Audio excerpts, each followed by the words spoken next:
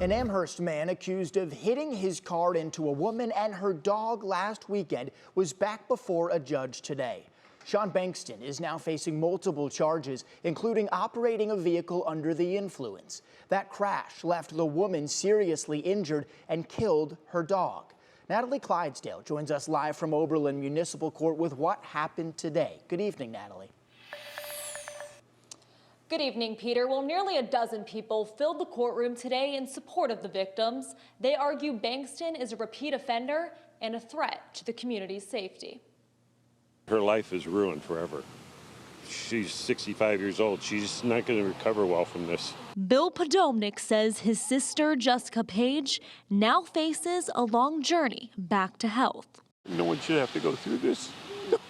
He says she's in the ICU with a dozen broken bones, including a skull fracture, 2 broken ankles, and 4 broken ribs, after police say Sean Bankston of Amherst struck Paige and her dog with his car as they walked near Rome Beauty Drive and North Quarry Road on Saturday. Ishe, the dog, did not survive.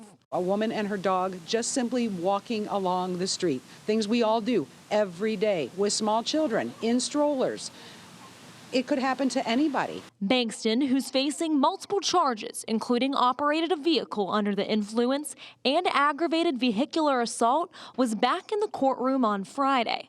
He waived his right to a preliminary hearing, and the judge kept his bond set at $250,000. We're going to use that additional time to put our arguments together to vet out what may or may not have happened on that day. Court records show this isn't Bankston's first OVI offense, which supporters of Paige say makes him a danger to the community. It's so important that we send a message to our communities that we don't tolerate this. And they want to see him held accountable. If he hasn't learned by now, he's not, and I don't want anyone else to go through this. Well, if convicted, Bankston could face at least 5 years in prison. This case now heads to a grand jury. That poor victim and family, Natalie. We'll continue to follow this story moving forward. Thanks.